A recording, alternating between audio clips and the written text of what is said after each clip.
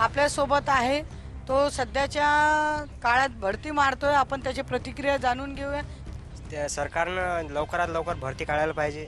आली समस्या अशी आहे की पाथर्डी गावात पूर्ण रस्ते स्वच्छता पाहिजे। गाडगे महाराजचं तत्व पूर्ण गावात पाथर्डी गावात स्वच्छता पाहिजे। किती आमदार आले की सरपंच हो, पण गावात स्वच्छता नाही। अति संडास बायले तपली संडासची तपली घ्या उद्देट आहे, बाकी लोकायले नाही, फक्त बुद्धायले आहे तपली।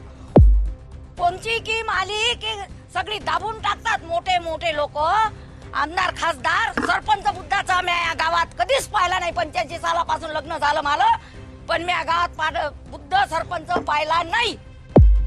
आमची तक्रार अशी आहे की बुद्धाचं शीट कधी शिवू देत नाही। लाखानं पैसा खर्च केला तरी पाथर्डी गाव आदर्श म्हणता घंटा लागते, पण बुद्धाचा सरपंच खुर्ची फुकटची बसू देत नाही। सध्या मी सांगू राहिली की पाथर्डी गावात तुम्ही घाण पहा, पहिले चौकून हे घाण स्वच्छ झाली पाहिजे। गाडगे महाराजचे तत्व असे होते।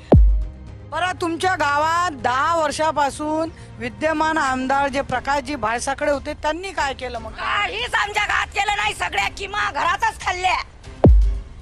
या पाथर्डी गावात किती आमदार खासदार सरपंच उपसरपंच झाले, पण गरीबाच्या घरापर्यंत कोणची किम आणून टाकली नाही। बुद्ध येतात पा सभा मंडप कबूल केला, पण सभा मंडप दिला नाही।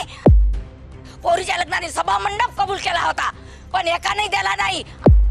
या काकूंचा किती रोष आहे की विद्यमान आमदार जे प्रकाशजी भाळसाकडे होते 10 वर्षापासून, त्यांनी सभा मंडप त्यांना देणार होते, कबूल केलं होतं ते, पण अजूनही दिलेलं नाही आहे। म्हणून या पाथर्डी गावा जनतेचा प्रचंड रोष इथे आपल्याला पाहण्यात मिळालेला आहे।